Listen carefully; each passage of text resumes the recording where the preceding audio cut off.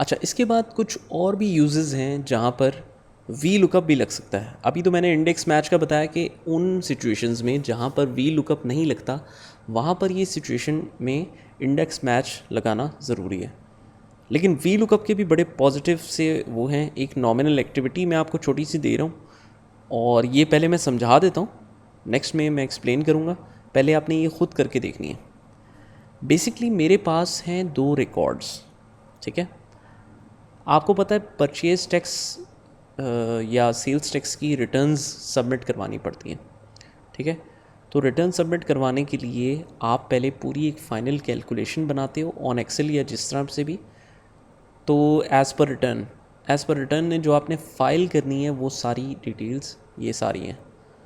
और जो जो आपने एक्सेल पे बनाई है पूरी रिटर्न, आपने अब उसको अपने मैनुअल खातों से या फिर अपने जो क्विक बुक्स पे आपके हिसाब से कैलकुलेशन है उससे मैच भी करना है कि कौन कौन सी इन्वॉइसेस हमने वहाँ पर मेंशन कर दी हैं और कौन कौन सी रहती हैं। परचेज टैक्स कंट्रोल अकाउंट और ये आपस में मैच करना चाहिए, ठीक है।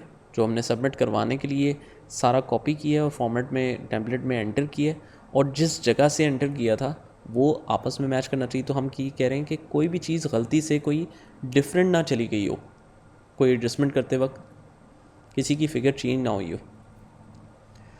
तो बहुत सारे लोग इस तरह की रिकन्सिलेशंस पता है कैसे करते हैं? वो कहते हैं 383474, अच्छा ये इनवॉइस देखनी है, अच्छा कोई मसला नहीं।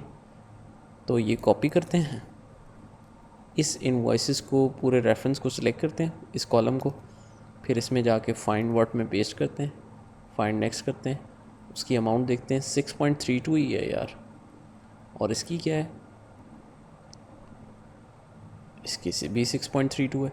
तो ऐसा करते हैं दोनों को हाईलाइट कर देते हैं, इसको भी येलो और जो वहाँ पर लुकअप किया था इसको भी ऐसे येलो कर दिया।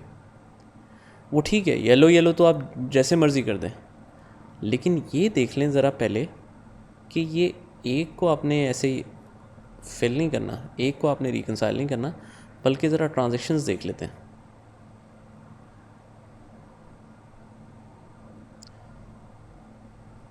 तो दैट मीन्स कि अगर आप येलो येलो करने ख़ुद से बैठे तो आप सुबह से शाम हो जाएगी, हफ्तों गुजर जाएंगे, आपका येलो येलो नहीं ख़त्म होगा।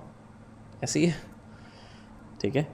तो दैट मीन्स कि इस सिचुएशन में हमने क्या निकालना है, हमने बेसिकली मैच करना है कि इस इनवॉइस को हमने देखना है इस रिकॉर्ड्स में, और इसकी जो वैल्यू है वो इसके सामने अगर लिखी हुई आ जाए और बराबर ही लिखी हुई आए तो कोई मसला ही नहीं। मतलब अमाउंट एज़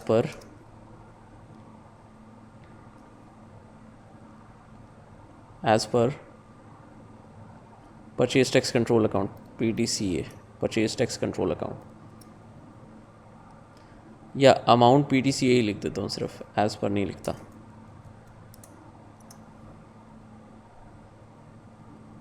और आपस में उसका फिर आपने डिफरेंस निकालना है। तो बेसिकली हम क्या करेंगे, हम इनवॉइस, क्योंकि यूनिक एक चीज़ है, अमाउंट तो मिलती जुलती भी हो सकती है, डिटेल्स हो सकता है बिल्कुल एग्जैक्टली वैसी ना हो, डेट तो बहुत सारों की मिलती जुलती हो सकती है। हमने यूनिक वैल्यू को लुकअप करना है। हमेशा वो चीज़ लुकअप हो सकती है जो पूरे डेटा में एक ही हो। तो ये इनवॉइस अगर उस डेटा में ढूंढूं तो एक ही होगी ना।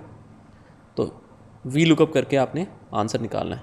ज़रा पहले ट्राई करके ख़ुद से देखें, आप बड़ी आसानी से निकाल लेंगे, और डिफरेंस आपने कैलकुलेट करके बताना है मुझे कि डिफरेंस रहता कितना है।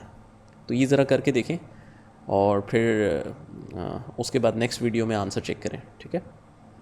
तो यहाँ तक कर लें।